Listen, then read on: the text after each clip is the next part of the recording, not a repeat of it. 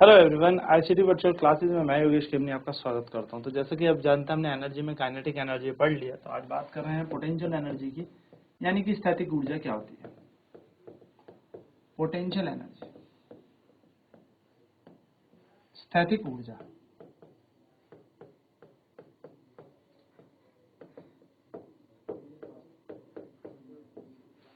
तो होती क्या है स्थैतिक ऊर्जा? तो ऐसी एक ऊर्जा जो बेसिकली ऐसी एनर्जी जो किसी बॉडी के शेप साइज को चेंज होने के कारण उसके अंदर स्टोर्ड हो, उसको हम पोटेंशियल एनर्जी कहते हैं।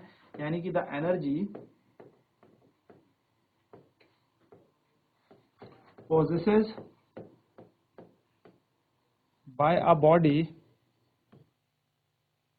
the energy possessed by a body due to change in its shape and size is called potential energy.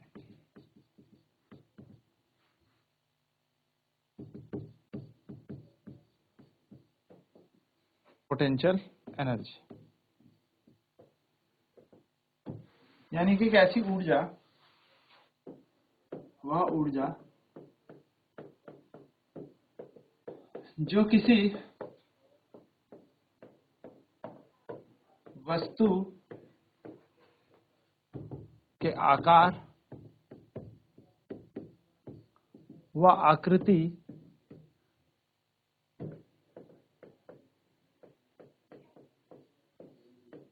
के परिवर्तन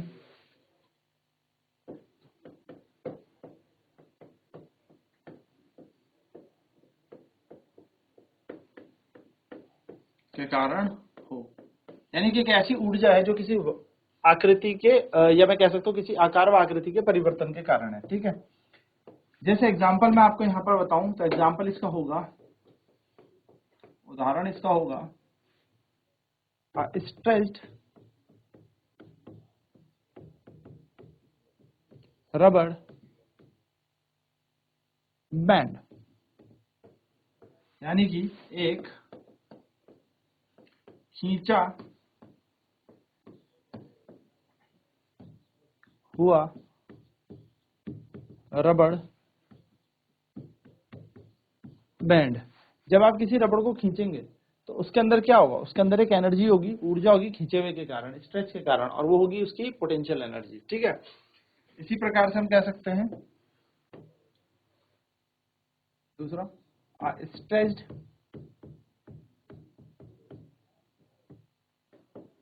बो, एक खींचा हुआ धनुष बाण। अब जब धनुष को खींचते हो तो उसके अंदर क्या होती है? पोटेंशियल एनर्जी होती है। तो एक खींचा हुआ धनुष। ठीक है, तो वो हमने जब खींचा तो उसके पास कौन सी एनर्जी होगी? नोट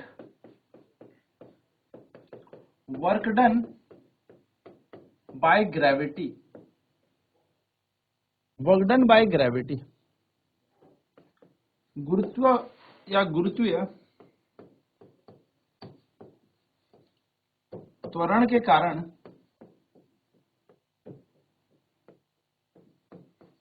ऊर्जा क्या होती है, या मैं कह सकता हूं कार्य। कार्य जो होगा वही ऊर्जा भी होगी, है ना। तो गुरुत्वीय त्वरण के कारण कार्य। तो मान लीजिए आप किसी हाइट h पे हैं, पृथ्वी की सतह से किसी h ऊंचाई पर आप हैं, या आपको कोई वर्क क्या करना है? एक बॉडी को लेके जाना है, आपको किसी m मास को h ऊंचाई पे लेके जाना है। तो ये जो m द्रव्यमान है, इसका वेट यानी कि बल नीचे लग रहा होगा W इक्वल्स टू mg। ये वेट नीचे की तरफ लग रहा होगा W इक्वल्स टू mg, है ना। तो अगर हमसे कोई बोले वर्क डन क्या होगा, वर्क डन क्या होगा यानी कि कार्य क्या होगा, तो वो होता है फोर्स इनटू डिस्प्लेसमेंट, है ना। Force into displacement. फोर्स का काम यहाँ कौन कर रहा है? वेट। और डिस्प्लेसमेंट का काम कौन कर रहा है? हाइट। फोर्स तो कार्य बराबर हो गया तुम्हारा वेट यानी कि वजन गुणा ऊंचाई ठीक है, वजन गुणा ऊंचाई। अब वजन क्या होता है, वर्क, वजन आपका होता है mg और ऊंचाई है आपके पास h, तो आपका कार्य बन जाएगा mgh। यही कार्य जो होता है स्थैतिक ऊर्जा, गुरुत्वाकर्षण के कारण स्थैतिक ऊर्जा के रूप में वस्तु के अंदर स्टोर होता है। तो यही यानी कि this work is in the form of potential energy. यह कार्य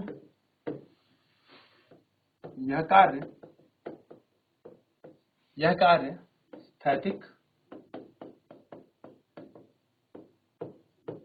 ऊर्जा के समान है। यह कार्य स्थैतिक ऊर्जा के समान है। तो स्थैतिक ऊर्जा क्या बन जाएगी, U बराबर mgh। तो कभी किसी हाइट के अलोंग आपसे पोटेंशियल एनर्जी पूछ ले, किसी ऊंचाई से आपसे गतिज ऊर्जा पूछ ले, सॉरी पोटेंशियल एनर्जी स्थैतिक ऊर्जा पूछ ले, तो आपको याद रखना है mgh क्या होता है, mass into gravity into height. द्रव्यमान गुणा गुरुत्वीय त्वरण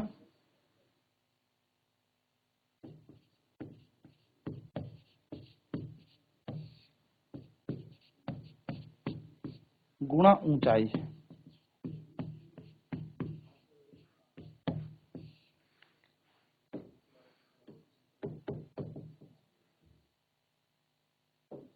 mgh ये हमारा क्या बन जाएगा, इकाई क्या होती है इसकी, जूल।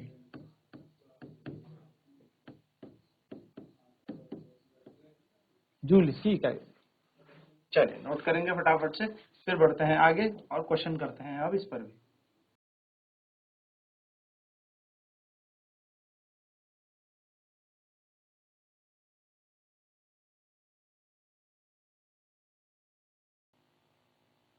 तो energy possessed by a body due to change in its shape and size is called potential energy। यानी कि वह ऊर्जा जो किसी वस्तु के आकार व आकृति के परिवर्तन के कारण हो, उसे हम क्या कहेंगे, स्थैतिक ऊर्जा कहेंगे। स्ट्रेच्ड रबड़ बैंड, एक खींचा हुआ रबड़ बैंड के अंदर क्या होगी, पोटेंशियल एनर्जी होगी। फिर वहीं पर बात करें स्ट्रेच बो, जब आप एक धनुष बाण को खींचेंगे तो धनुष बाण के अंदर जब खींचोगे तो उस बाण के अंदर खींचे हुए में भी क्या होगी, स्टैटिक पोटेंशियल एनर्जी होगी। So work done by gravity, गुरुत्वीय त्वरण के कारण क्या कार्य होता है, तो वर्क डन बाय ग्रेविटी होता है mgh। जब आप किसी वस्तु को द्रव्यमान की वस्तु को किसी ऊंचाई पर लेके जाओगे तो mg यहाँ पर इसका वर्क लगेगा, तो वर्क वेट होगा mg और कार्य बन जाएगा mgh।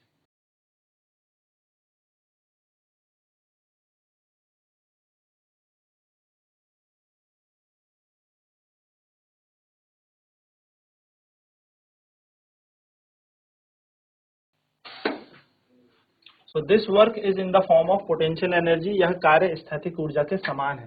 तो U बराबर है mgh, तो U इज इक्वल टू हो जाएगा मास इंटू ग्रेविटी इंटू हाइट, यानी U बराबर है द्रव्यमान गुणा गुरुत्वीय त्वरण गुणा ऊंचाई। यहाँ पर हमारा सूत्र बन जाएगा U बराबर mgh। तो U equals to mgh joule बन जाएगा यहाँ पर हमारे पास टोटल पोटेंशियल एनर्जी। चलिए तो एक क्वेश्चन देखते हैं। A body of mass 60 kg is placed at a height of 6 meter above the surface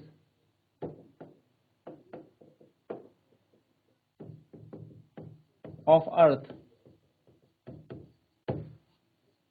A body of mass 60 kg is placed at a height of 6 meter above the surface of earth। Find the potential energy of body at this height।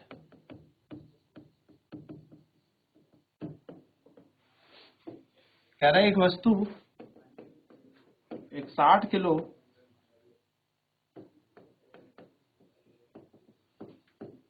की वस्तु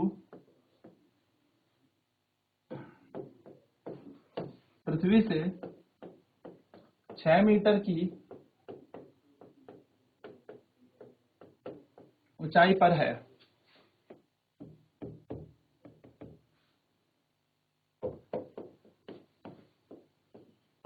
इस वस्तु की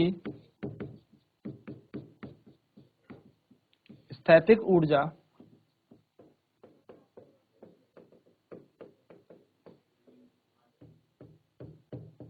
ज्ञात करें। चलिए,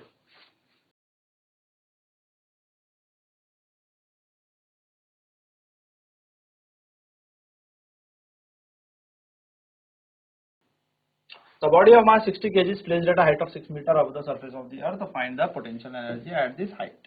हमें पता है बॉडी का मास हमें दे रखा है, mass of body, mass of the body हमें यहाँ पर दे रखा है, यानी कि वस्तु का हमें यहाँ पर द्रव्यमान दे रखा है।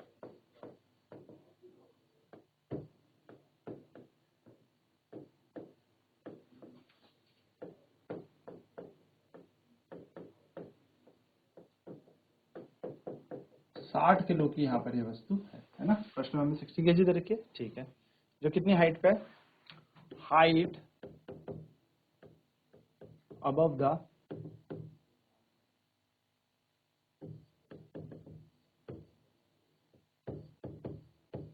सरफेस ऑफ अर्थ, 6 मीटर, यानी कि पृथ्वी की सतह से ऊपर ऊंचाई h बराबर 6 metre.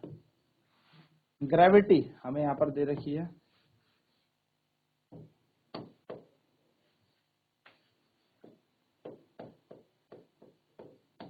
Acceleration due to gravity हमें यहां पर दे रखा है।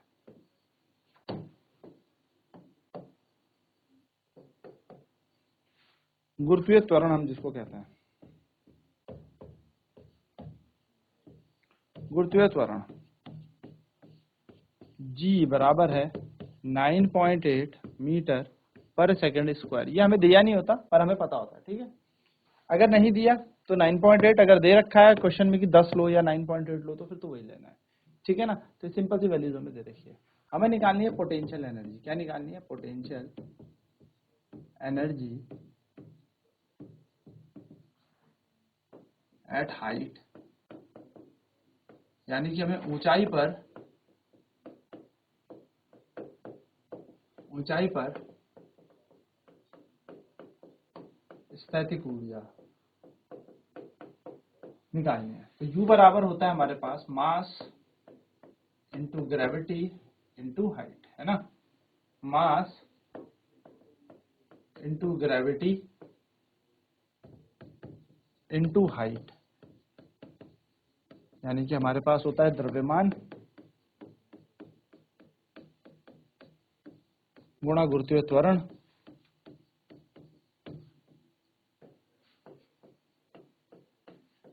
गुणा ऊंचाई, यानी कि U बराबर होता है mgh।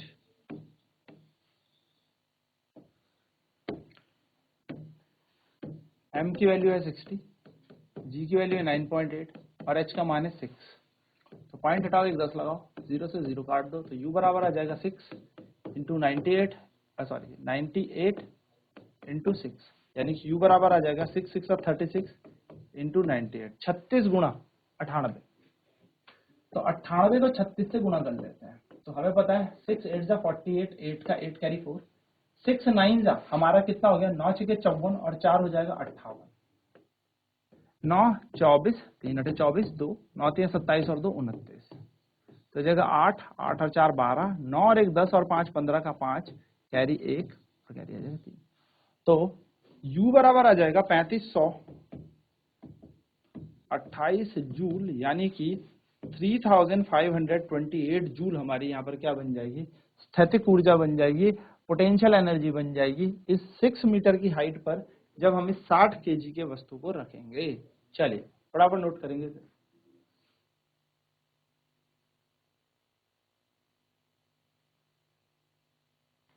तो एनर्जी निकालनी थी हमें हाइट h पर, ऊंचाई पर स्थैतिक ऊर्जा, तो U बराबर mgh होता है फॉर्मूला, यानी कि मास इंटू ग्रेविटी इंटू हाइट, यानी कि द्रव्यमान गुणा गुरुत्वीय त्वरण गुणा ऊंचाई, mgh हमारा सूत्र होता है। तो हमने यहाँ पर mgh लगा दिया, m की जगह लगा दिया 60, g की जगह लगा दिया 9.8 और h की जगह आ गया 6। तो 9.8 से पॉइंट हटेगा 10 आ जाएगा, 0 से 0 कैंसिल, तो 6 इंटू 98 इंटू 6, तो 6 36 गुणा 98 यहाँ पर बन जाएगा, जिसका आंसर आ जाएगा 3528 जूल, यानी कि कुल हमारे पास आ जाएगा 3528 जूल। फटाफट से क्वेश्चन और देख लेते हैं। अगर आपको मास दे रखा है मान लो 100 केजी की, 100 केजी का कोई द्रव्यमान है और वो 10 मीटर ऊपर कहीं पर रखा हुआ है, यानी कि 10 मीटर किसी मंजिल पर रखा हुआ है, आपसे पूछा इसकी पोटेंशियल एनर्जी बताओ, इसकी स्थैतिक ऊर्जा बताओ, तो आप कैसे इसकी स्थैतिक ऊर्जा बताएंगे? स्थैतिक ऊर्जा आपसे पूछ ली, यानी कि आपसे पूछ लिया यू बता दो। अच्छा, स्थैतिक ऊर्जा पूछ ले या फिर आपसे यूं पूछ ले कि वक्डन बताओ बाय ग्रेविटी, यानी कि गुरुत्वाकर्षण के कारण कार्य बताओ, तो फॉर्मूला दोनों का समान ही होने वाला है। तो हमें पता है क्या होता है फॉर्मूला, हमें पता है पोटेंशियल एनर्जी बराबर होता है mgh। पोटेंशियल एनर्जी को हम u से दर्शाते हैं, यानी कि स्थैतिक ऊर्जा बराबर हो जाता है mgh। m की वैल्यू दे रखी है 100, g का मान नहीं दिया, तो g का मान हमें खुद से लेना पड़ेगा। अब g का मान यहाँ पर दे नहीं रखा, तो इसलिए हमें यहाँ पर 9.8 यहाँ पर g का मान लेना पड़ेगा। आप सभी जानते हैं g जो होता है वो होता है 9.8 मीटर पर सेकंड का स्क्वायर, ये g का मान है ना। तो g की जगह हमने 9.8 लगा दिया, h की जगह कितना लगा दिया हमने 10, तो पॉइंट हटेगा, एक 10 आएगा, 0 ने 0 को मार दिया, तो u बराबर आ जाएगा 98 गुणा 100, 9800 जूल, 9800 जूल यहाँ पर एनर्जी आ जाएगी, 9800 जूल हमारी ऊर्जा यहाँ पर बन जाएगी। तो ये बेसिकली हमारी यहाँ पर क्या है, टोटल एनर्जी बन जाएगी। अब नेक्स्ट क्लास में हम स्टैटिक यानी कि पोटेंशियल एनर्जी तो हमने कर ही ली, अब हम बात करेंगे पावर के ऊपर, शक्ति के ऊपर कि शक्ति क्या होती है। तो आज के क्लास में इतना ही। आईसीटी वर्चुअल क्लासेस में जुड़ने के लिए धन्यवाद। आपका दिन शुभ हो।